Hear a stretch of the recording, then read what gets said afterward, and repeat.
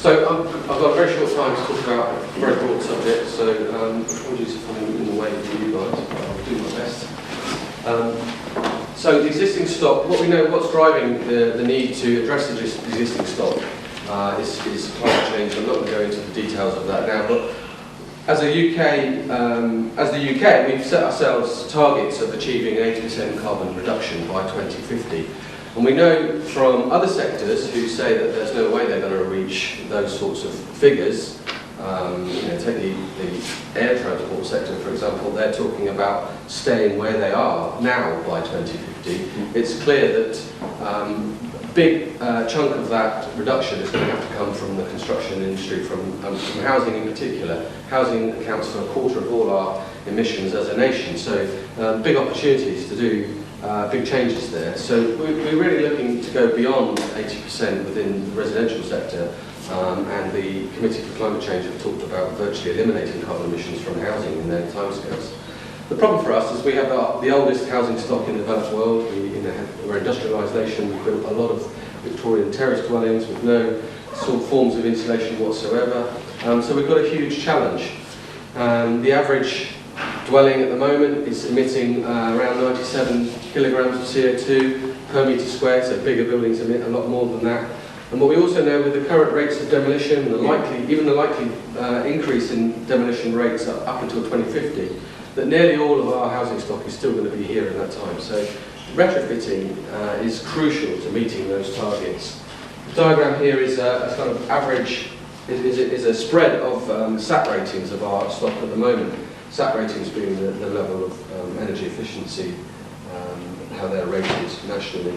And you can see that the majority of them are around 48 to 50, and which on the rating scale gives us a rating of about E. And where we actually need to be is for the bulk of that to be all the way up here in the A's and B's. So huge challenge ahead.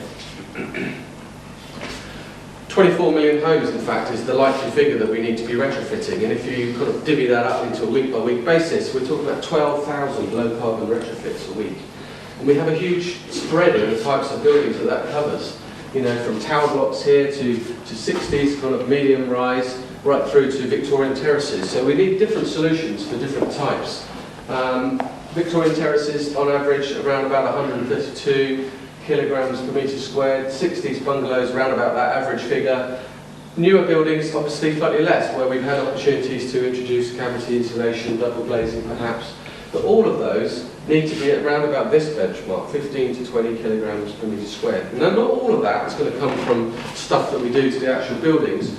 There's no doubt we're going to have to decarbonise our electricity grid in order to get there, but I think it's clear that we've got an awful lot to do. When you look at how that is broken up at the moment, about half of that is in heating our properties. So insulation has a huge part to play in minimising that proportion of it. The next element, the biggest element, is hot water. And so utilising renewable forms of energy can make big inroads into that. Cooking, always going to be difficult. There may be improvements in more efficient ways of cooking. And lighting too, we can see big technological advances that will help minimise the impact of those areas. And we need the appliance industries to come with us on this improvement. I think I saw something the other day, the government are going to, there's a consortium of all the electronic merchants are going to stop selling the worst performing TVs in energy terms now. But it's a huge chunk, but that's kind of where we need to be, in the scale of things. So a lot of work to be done. And so how are we going to get there to these, even if we take the 80% figure, how are we going to get there? Well, clearly we need to minimise our heat losses, and that's going to take a lot of insulation, high performance glazing. We need to be going beyond double glazing in many cases to triple glaze solutions.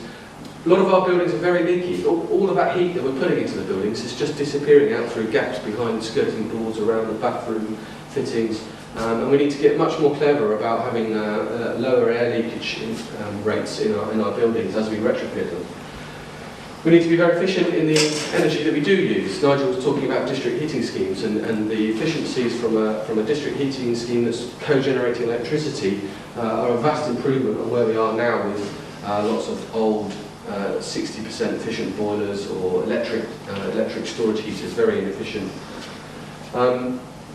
Lighting, as I said, there are technological advances that are going to help us there.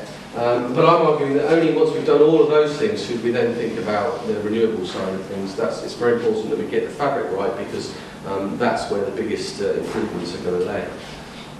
So 2 years ago, actually, we were wondering the same question. What is this 80% figure, which actually at the time everyone was talking about 60%. That's where the government was saying that's where we needed to get to. But we were members of a new lobby group that was forming, the Existing Homes Alliance. And within that group, we were recognising at that stage that 80% was much closer to where we needed to be. And we're asking ourselves, what does that mean?